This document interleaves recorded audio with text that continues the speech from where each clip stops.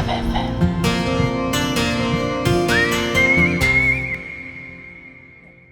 क्या विवेक और सुहाना की प्रेम कहानी शुरू होने से पहले ही खत्म हो जाएगी? और क्या सुहाना अपने पिता की ये गलतफहमी दूर कर पाएगी?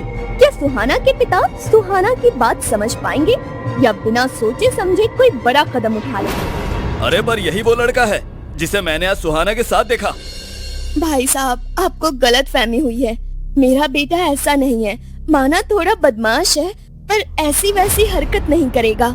इतने बुरे संस्कार नहीं दिए मैंने इसे। इसने मुझे सब कुछ बताया है और आपने जो देखा वो पूरा सच नहीं था। मैं आपको बताती हूँ कि क्या हुआ था।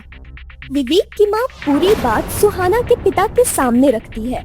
सारी बात सुनते ही सुहाना के पापा सिर पकड़कर बैठ जाते हैं और अपनी बेटी सुहाना और विवेक से माफी मांगते हैं। सॉरी बच्चों, I am really very very sorry. Suhana मेरी बच्ची, मुझे माफ कर दो। एटलीस्ट मुझे अपने संस्कारों पर भरोसा करना चाहिए था और तुम तो मेरी इस दुनिया की सबसे प्यारी बच्ची हो। सुहाना अपने पापा के गले लगकर रोने लगती है। सुहाना के पापा भी इमोशनल हो जाते हैं। सुहाना के पापा अपने आंसू पोंछते हुए विवेक की तरफ देखकर कहते हैं, बच्चे कितनी जल्दी बड़े हो जाते हैं। मुझे तो ये कल ही की बात लगती है। जब मैं तुम्हारे घर आता था ना तो तुम मुझसे तोतली आवाज में कहते थे, अंकल आप मेरे लिए क्या लाए? और फिर मैं बड़े ही प्यार से तुम्हें चॉकलेट देता था जिससे तुम खुश हो जाते थे। और आज देखो कितने बड़े हो गए हो तुम। सुहाना के पापा विवेक को गले लगाते हैं।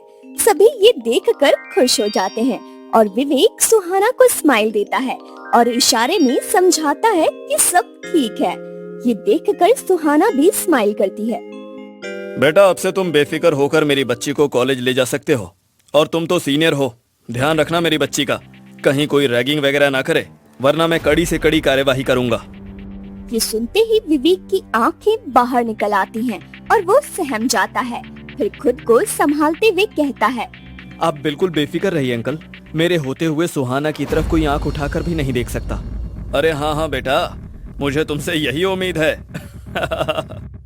आज सुहाना जीन्स और एक सुंदर रेड टॉप पहनकर कॉलेज में एंटर करती है। विवेक और सुहाना दोनों साथ में बहुत अच्छे दिख रहे थे। अच्छा सुहाना, तुम जाकर अभी अपनी क्लास अटेंड कर लो। मैं तुम्हें क्लास के बाद मिलता हूँ। ठीक है। सुहाना प्यारे से स्माइल विवेक को देती है। जब क्लास खत्म होती है तो विवेक सुहाना का बेसब्री से वेट कर रहा होता है। तंगा कर सुहाना को कॉल करता है। कॉल भी अनरीचेबल होता है। विवेक सुहाना के क्लास के अंदर जाता है तो देखता है उसी के कुछ दोस्त सुहाना को घेरे हुए हैं। अरे यार क्या मस्त आइटम है भाई, कितनी हॉट लग रही है। चलो यार थोड़ा डांस वांस करके दिखाओ। सुहाना रोते हुए कहती है, प्लीज प्लीज मुझे जाने दो प्लीज, मैंने आपका क्या बिगाड़ा है? इतने में विवेक सुनील का कॉलर पकड़कर उसे बुरी तरह पीटने लगता है। सुनील बुरी तरह घायल हो जाता है। अरे भाई, ये आज अपनी पहली रैगिंग थोड़ी ना है। इसके पहले भी तो हमने कितनी रैगिंग्स ली हैं। फिर आज क्या हुआ? तूने मुझे मारा क्यों? मैं सब बताऊंगा, लेकिन पहले तुम सब के सब यहाँ से बाहर निकलो, वरना वो हाल करूंगा ना कि मुंह दिखाने के काबिल नहीं रहोगे। चलो निकलो यहाँ से। सब लोग रूम को खाली करके चले जाते हैं। सुहाना रो रही है। सुहाना तुम ठीक तो हो ना? सुहाना आई एम रियली सॉरी, ये सब मेरी वजह से हुआ है एंड आई प्रॉमिस कि आज के बाद तुम्हें कोई आंख उठाकर भी नहीं देखेगा। सुहाना विवेक को हग कर लेती है। दोनों एक दूसरे की बाहों में खो जाते हैं। सुहाना क्या तुम मुझे आज रात 12 बजे टेरेस पे मिलोगी? बोलो। सुहाना शर्मा जाती है और एक प्यारी सी स्माइल देती है और शर्माते हुए क्लास से निकल जाती है। विवेक भी खुश हो जाता है। उसे समझ नहीं आ रहा उसे ये क्या हो रहा है। सुहाना के लिए उसने अपने खास दोस्त पर भी हाथ उठा दिया, पर ये फीलिंग्स जैसी भी थी विवेक के लिए किसी सुंदर ड्रीम से कम नहीं थी। विवेक छत पर खड़ा हुआ सुहाना का बेसब्री के साथ इंतजार कर रहा है। बेचैन होकर विवेक सिगरेट जलाता है और आसमान की तरफ देखता है। उसे सुहाना दिखाई दे रही थी।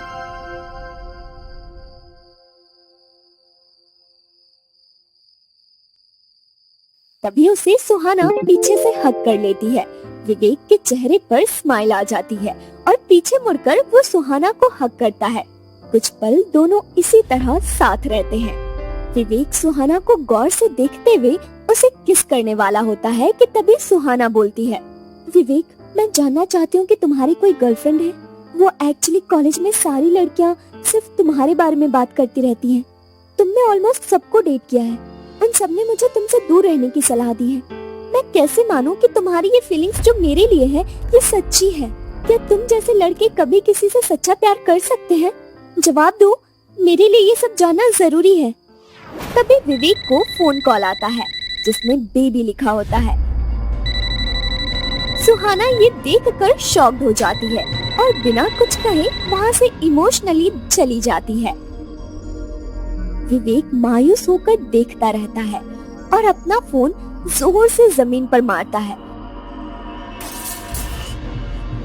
और खुद को कोसने लगता है। सुहाना अपने कमरे में बिस्तर पर लेटे लेटे रोती रहती है।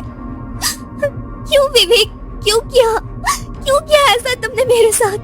क्या बिगाड़ा था मैंने तुम्हारा? जब से मेरी जिंदगी में आए हो मेरी जिंदगी तुमने नर्क बनाकर रख दी है। मैं तुम्हें कभी माफ नहीं करूंगी, कभी नहीं। सुहाना, मैं जानता हूँ कि तुम मुझे कभी माफ नहीं कर पाओगी, पर आई प्रॉमिस कि मैं सब कुछ ठीक कर दूंगा और तुम हमेशा के लिए मेरी हो जाओगी। अगले दिन कॉलेज में विवेक बहुत कोशिश करता है कि वो सुहाना से बात कर ले। सुहाना विवेक को देखकर मुंह फेर लेती है और विवेक को अनदेखा करके क्लास में चली जाती है। क्लास खत्म होते ही विवेक सुहाना से बात करने की कोशिश करता है। सुहाना, मेरी बात तो सुनो।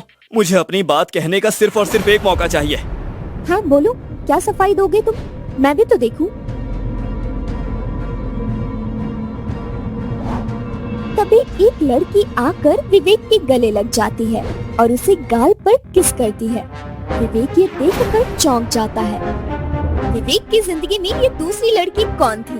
उसने सुहाना को इस बारे में क्यों कुछ नहीं बताया? क्या विवेक का मकसद सिर्फ सुहाना के साथ बाकी और लड़कियों की तरह टाइम पास करने का था, या उसे सच में सुहाना से सच्ची मोहब्बत हो गई है? ये जानने के लिए देखते रहिए हमारा अगला एपिसोड ओनली ऑन हमारे चैनल लव FM पर।